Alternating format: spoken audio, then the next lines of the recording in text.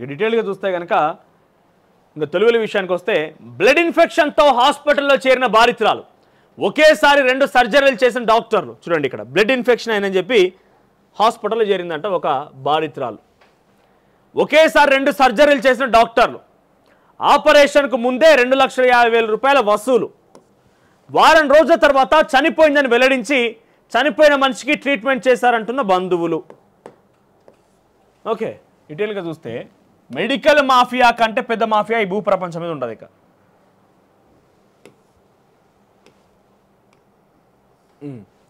హనుమకొండలో దారుణం చోటు చేసుకుంది స్థానిక మెడికవర్ హాస్పిటల్లో ఠాకూర్ సినిమా సీన్ రిపీట్ అయింది సినిమా సీన్ తలపించే అలా డాక్టర్లు చనిపోయిన వ్యక్తికి ట్రీట్మెంట్ చేసి డబ్బులు వసూలు చేశారని బాధితురాలు కుమార్తె మీడియాకు వెల్లడించారు వివరాల్లోకి వెళ్తే హనుమకొండ జిల్లా పర్వతగిరి మండలం కేంద్రానికి చెందిన గుండ్ల చిన్న సుశీల 72 సంవత్సరాల ఆవిడకి బ్లడ్ ఇన్ఫెక్షన్తో మెడికవర్ ఆసుపత్రిలో చేరింది వారం రోజులుగా సుశీలకు బ్లడ్ ఎక్కించి డయాలసిస్ చేసి ఈసీజీ అంటూ హడావిడి చేసి చివరికి చనిపోయిందని చెప్తున్నారని వెల్లడించారు డాక్టర్ల నిర్లక్ష్యం కారణంగానే సుశీల చనిపోయిందని మృతురాలి బంధువులు ఆరోపిస్తున్నారు చనిపోయిన మనిషికే ట్రీట్మెంట్ చేశారని వాపోతున్నారు తమకు న్యాయం జరిగే వరకు కదిలేది లేదని ఆందోళనకు దిగారు మృతురాలి కుమార్తె మీడియాతో మాట్లాడుతూ కీలక విషయాలు వెల్లడించారు తమ తల్లికి కాలు ఇన్ఫెక్షన్ కావడంతో ఆసుపత్రి తీసుకొచ్చామని తెలిపారు అయితే కిడ్నీ ప్రాబ్లం ఉంది డయాలసిస్ చేయాలని డాక్టర్లు చెప్పారన్నారు 2 రోజుల పాటు డయాలసిస్ ట్రీట్మెంట్ ఇచ్చారన్నారు అయితే తమ తల్లి కొంచెం కోలుకోవడంతో తాము ఇంటికి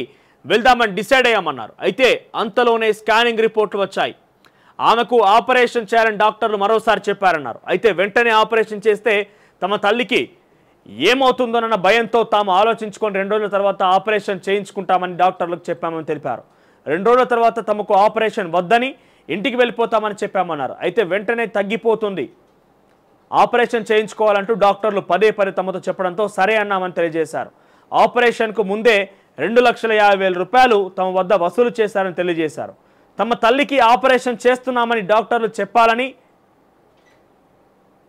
అందుకు అవసరమైన రక్తాన్ని కూడా తాము బ్లడ్ బ్యాంకులో తీసుకొచ్చామని అందజేశామన్నారు అయితే పేషెంట్ బాగానే ఉందని తమ డాక్టర్లు చెప్పారన్నారు ఐసీయూలో కోలుకుంటుందంటూ అబద్ధాలు చెప్పారన్నారు 2 రోజుల పాటు తమను పేషెంట్ను చూడనివ్వలేదని అసలు ఏ ట్రీట్మెంట్ చేశారో చెప్పలేదని తెలిపారు 3వ రోజు తాము వెళ్ళి చూడగా మా తల్లి చనిపోయి ఉందని తెలిపారు చూడండి ఫస్ట్ కొంత కాలుకి ఇన్ఫెక్షన్ అయిందంట ఆ తర్వాత కిడ్నీ ప్రాబ్లం ఉందని చెప్తే డయాలసిస్ చేసి బ్లడ్ ఎక్కించారట ఇవన్నీ పక్కన పెడితే సర్జరీ చేయాలి సర్జరీ చేస్తే వెంటనే కోలుకుంటారని చెప్పి సర్జరీ కూడా చేయించుతామన్న తర్వాత వీళ్ళు అద్దన్నా కూడా 72 సంవత్సరాలు ఆవిడ కదా వద్దులే ఏమవుతుందో అని భయంతో వద్దని చెప్పినా కూడా లేదు మీరు డెఫినెట్గా చేయించుకుంటే వెంటనే తగ్గిపోద్దని హాస్పిటల్ డాక్టర్లు చెప్పారంట సరే కదా అని చెప్పి చేయించుకుంటామని ఓకే చెప్పి 2,50,000 రూపాయలు చెల్లించిన తర్వాత 2-3 రోజుల దాకా వాళ్ళ తల్లిని కలవనీయలేదంట వాళ్ళ తల్లిని కలవనీయలేదు ఇంకా 2-3 రోజుల దాకా కట్ చేసి చూస్తే ఐసీయూలకు పోనివ్వకుండా బయటకు వచ్చినాక తిరిగి చూస్తే వాళ్ళ తల్లి చనిపోయి ఉన్నదట మరి వెంటనే ఏమని చెప్పిన లేడబాయ్ డయాలసిస్ చేసినప్పుడు బాగున్న మనిషి ఏడబోయింది అంటే చనిపోయిన వ్యక్తి దగ్గర నుంచే 2,50,000 రూపాయలు వసూలు చేసి సర్జరీ చేస్తున్నామని ఒక పేరు మీద డబ్బులు వసూలు చేసిరనేది ఆ బాధితులు ఆరోపిస్తున్నది ఇంకా అసలు తమ తల్లికి నయం కావాలని తాము ఆపరేషన్ ఒప్పుకొని డబ్బులు చెల్లించామని కానీ డాక్టర్ నిర్లక్ష్యం చేసి తమ తల్లిని చంపేశారని ఆ కుమార్తె ఆరోపించారు 2 రోజులుగా డెడ్ బాడీకి ట్రీట్మెంట్ చేస్తున్నట్టు నటించి తమ దగ్గర డబ్బులు వసూలు చేస్తామని మాయ చేశారని ఆవేదన వ్యక్తం చేశారు తమకు న్యాయం జరిగే వరకు కదిలేదే ఆందోళనకు దిగారు అయితే పోలీసులు అక్కడికి చేరుకొని దర్యాప్తు చేస్తున్నారు ఇంకా ఇది మెడికల్ మాఫియా దందా మెడికవర్ హాస్పిటల్ ఇక్కడనే కాదు ఎక్కడ పోయిన హాస్పిటల్ ఇదే పరిస్థితి బయట ఉండేటువంటి ఆ పరికరాలు ఇంకేదో మనం కళ్ళతో చూడగలుగుతాం మనకు తెలిసిపోద్ది కానీ మన బాడీలో మన శరీరంలో ఉండే అవయవాల పరిస్థితి ఏ రకంగా ఉన్నది మనం ఏ రకంగా కోలుకుంటాం అనే విషయం మాత్రం డాక్టర్లకే తెలుస్తుంది అన్ని రకాల టెస్టులు చేయాలి అన్ని రకాలుగా తెలిసిన తర్వాతనే వాళ్ళు అథెంటిక్ చేస్తారు ఇక్కడ విషయం ఏంటంటే చాలా వరకు ఇంకో అంశం మీకు చెప్తాను నేను ఇక్కడ హాస్పిటల్స్ దందా చూసినా కూడా ఈ హాస్పిటల్ రాసిన మెడిసిన్స్ వాళ్లకు సంబంధించిన మెడికల్ షాప్లను దొరుకుతాయి ఫస్ట్ థింగ్ ఇక్కడ ఓకే అవసరం ఉన్నా లేకున్నా సర్జరీల పేరిట పెద్ద హాస్పిటల్ దగ్గర అది సేమ్ ఏమైందంటే ఒక పెద్ద కవర్ ఇస్తాడు 5,000 రూపాయలు ఫస్ట్ ఫిక్స్ చేసి పెడతారు అక్కడ ఇంకో పలానా సర్జరీ అని చెప్పగానే దానికి సంబంధించి ఒక పెద్ద ముళ్ళ కట్టి పెడతారు 5,000 రూపాయలు దానికని అన్నారు అనుకోండి ఈ తీసుకొచ్చి హాస్పిటల్లో ఇచ్చిన తర్వాత మెల్ల ఈ హాస్పిటల్ నుంచి మళ్ళీ ఆ షాప్కే పోతాయి మరి అన్నీ డబ్బులు వాడతారో తెలియదు అక్కడ మెడిసిన్స్ ఫస్టే ఫిక్స్ అయి ఉంటుంది. పలానా ఓ సర్జరీ అని చెప్తే డాక్టర్లు ఏం రాశారు ప్రిస్క్రిప్షన్, పలానా సర్జరీ అని చెప్పగానే ముళ్ళ రెడీగా ఉంటుంది. ఇక ఓ బాక్స్, కాటన్ బాక్స్, ఆ కాటన్ బాక్స్ పట్టుకపోగానే ఈ కాటన్ బాక్స్ పట్టుకోబెట్టి అనుకుంటాం మరి ఇన్ని తాగితే మరి మంచి బరుతున్నా పోతా అర్థం కాదు. మనం మోసేంత బరువు ఉంటాయి అవి. మరి ఇవన్నీ వాడతారంటే తెలియదు. మనం లోపలికి పోయి చూడమే. ఈ డబ్బా ఈడికి హాస్పిటల్ డాక్టర్ దగ్గరికి పోతుంది కదా, ఓ గంట 2 గంటలు కాగానే మళ్ళీ ఒక నర్సు ఈ డబ్బాని తీసుకొని పోయి మెడికల్ షాప్లో ఇస్తుంది. ఖతం, క్లోజ్. మెడికల్ షాప్కి ఫస్ట్ ఏమైపోయింది, ఫస్ట్ దందా అయిపోయింది. ఇక రెండో విషయానికి వస్తే ఫస్ట్ సర్టిఫై చేయాలి వ్యక్తికి ఉన్నదా లేదా మనం కన్ఫర్మ్ చేసుకోవాలి. సరే మనకు తెలిసినోడో మన చుట్టపోడో పక్కపోడో ఇంకేవాడో నుండి ఓ మెడికల్ ల్యాబ్లో పనిచేస్తున్నానంటే అంతెందుకు, క్షేత్రస్థాయిలో క్లినిక్లలో పోయినా కూడా అరే మా వాడు ఉండడమే అడిగి పోయి తీసుకొచ్చుకుంటాం, డెంగ్యూనా చికెన్ గున్యానా మలేరియా ఉందని చెప్పి మేము టెస్ట్ చేసుకొచ్చుకుంటామంటే అక్కడ ల్యాబ్లో టెస్ట్ చేసుకొచ్చింది పని చేయదట. అది మనకు తెలిసిన ల్యాబ్ ఏదైతే ఉంటుందో తక్కువ ధర తీసుకుంటారో అడిగి పోయి టెస్ట్ చేసుకొస్తే అది పనిచేయదు, అలా తెలియదు అని అంటారు. ఏం చేయాలి, మళ్ళీ ఈ హాస్పిటల్కు సంబంధించిన ల్యాబ్లనే టెస్ట్ చేసుకోవాలి. ఇక్కడ 100 రూపాయలు ఉంటే ఇక్కడ 1000 రూపాయలు ఉంటుంది, అదే సేమ్ టెస్ట్. ఏం చెప్తారు అక్కడ జెన్యున్గా ఉండరు, అక్కడ కరెక్ట్ రాదట. వాళ్ళు చదవలేదట, చదువు వీళ్ళు బాగా చదివిరట. ఓకే, ఈ దందా ఒకటి, మెడికల్ బ్లడ్ టెస్ట్కి సంబంధించిన ల్యాబ్ ఒకటి. ఓకే, ఈ దందా ఒకటి. ఇక్కడ వీళ్ళ దగ్గర వెళ్తేనే తీసుకుంటేనే వాడిని చూస్తారు కనీసం డాక్టర్, లేకపోతే పట్టించుకోడు దాన్ని. అది మా దగ్గర చేయలే, మాకు అవసరం లేదమ్మా అంటాడు. ఓకే, ఇక్కడ మెడికల్ షాప్ దందా ఒకటి, ఇది ఒక దందా ఒకటి, 2. ఇక్కడ మళ్ళీ ఇంకోటి ఏంటంటే ఎక్స్రేలు సిటీ స్కాన్ ఉంటాయి కదా, ఇదే పెద్ద దందా. ఇంకా ఎక్స్రేలు సిటీ స్కాన్ల దగ్గర చాలా పెద్ద దందా ఇది. వాళ్ళు అప్రూవ్ చేసిన హాస్పిటల్ వాళ్ళ దగ్గర ఉంటేనేమో సరే వీళ్ళ దగ్గర కనుక ఆ ఎక్స్రేలు సిటీ స్కాను అంత టెక్నాలజీ లేకపోతే వీళ్ళు రిఫర్ చేసిన దగ్గరికే పోవాలి. మళ్ళీ వీళ్ళు రిఫర్ చేసిన దగ్గరికే పోవాలి.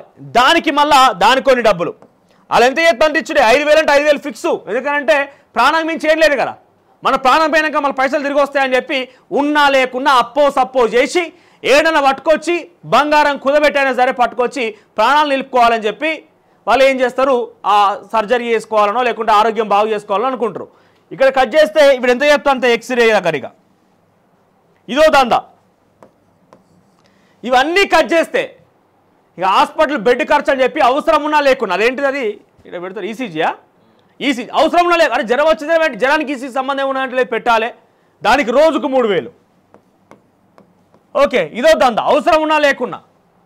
ఇక బెడ్ అంటారు, బెడ్ ఖర్చు అంటారు. వాళ్ళు ఏం చేస్తారు, ఫైనల్గా అంతా కట్ చేస్తే ఓన్లీ డాక్టర్ హాస్పిటల్ బెడ్ ఖర్చు ఎంత ఇస్తారు, అక్కడ అయ్యే ఖర్చు ఒక 50,000 అయింది అనుకోండి. దానికి వాళ్ళు ఏం చెప్తారు, 80,000 చెప్తారు ఫస్ట్ చెప్పడమే.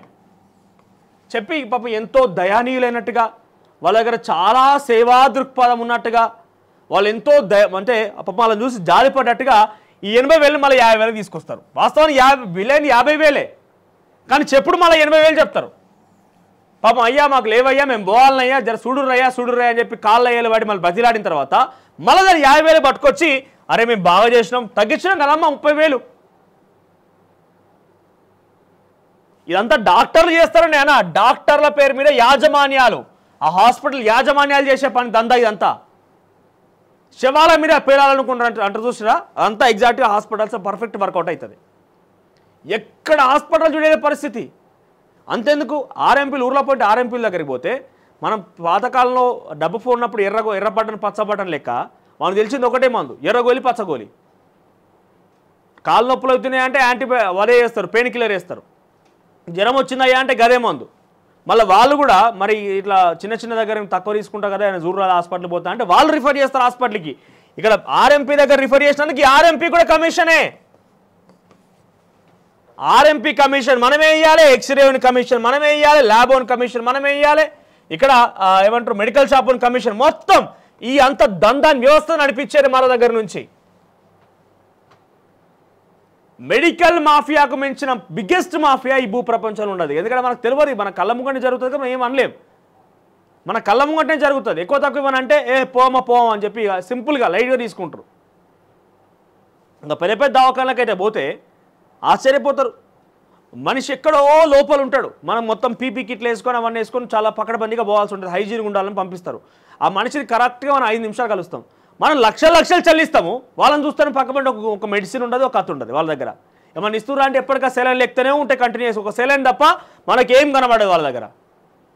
ఆక్సిజన్ ఒకటి, సెలైన్ ఒకటి, ఆక్సిజన్ ఒకటి, అంతే ఇక బలవంతంగా వాళ్ళ దగ్గర ఏం కనబడదు. మరి మనం ఇచ్చిన ఏడిపోతున్నాయంటే మరి వాళ్ళు నిజంగా మనం ఇచ్చిన టాబ్లెట్స్ కానీ ఆ సెలైన్ కానీ నిజంగా తింటే వాళ్ళ కథ వేరే ఉంటుంది. ఇంకా అన్ని రకాల మొత్తం వాళ్ళ బాడీ మొత్తం కూడా మందు ఈ మెడిసిన్స్తోనే నిండిపోయి ఉంటుంది. లక్షల డబ్బులు తీసుకొని ఆఖరికి వస్తే చేసే దందగిదిగో. ఆ వ్యక్తి చనిపోయి 2 రోజులు అయినప్పటికీ సర్జరీ చేస్తామని డబ్బులు తీసుకొని ఆఖరికి వస్తే వీఆర్ సారీ, చాలా ప్రయత్నం చేశాం కానీ కాపాడలేకపోయామని చెప్తారు. ద బిగ్గెస్ట్ దందా మెడికల్ దందా. ఇక్కడ కాదు, భూ ప్రపంచం అని చెప్తున్నాను నేను. భూ ప్రపంచంలో మెడికల్ దందాకు మించిన దందా ఇంకోటి ఉండదు. ఎవరో కూటికొకరో నోటికొకరో ఒకరు మంచి జంజిని ఉంటారు అంతే. Medical mafia is the biggest scam. అంతకు మించిన స్కామ్ ఉండదు. ఇటువంటి జరుగుతూనే ఉంటాయి. ఇదని కాదంటారా మీరు చెప్పండి? సామాన్య రైతు కూలో లేకపోతే రైతు ఒకరైనా రోజు పని చేయాలి కాబట్టి మోకాలు నొప్పులు వస్తున్నాయనో లేకుంటే కీళ్ళ నొప్పులు కాళ్ళ నొప్పులు అని చెప్పి ఆర్ఎంపీ డాక్టర్ దగ్గరికి పోతే ఆర్ఎంపీ డాక్టర్ ఏం చేస్తాడు? ఫస్ట్ మీకు చెప్తా వినండి, ఇక సినిమా లాగా, నీ మోకాళ్ళు అరిగినాయా అంటాడు. మరి ఏం చేయాలా సార్ అంటే, కొన్ని రోజులు గోళీ వాడని చెప్పి 10 గోళీలు ఇస్తాడు. ఆ టాబ్లెట్స్ వేసుకున్న రోజులు బాగానే ఉంటుంది. ఎందుకు ఆ టాబ్లెట్స్ అంటే మళ్ళీ పెయిన్ కిల్లర్లు.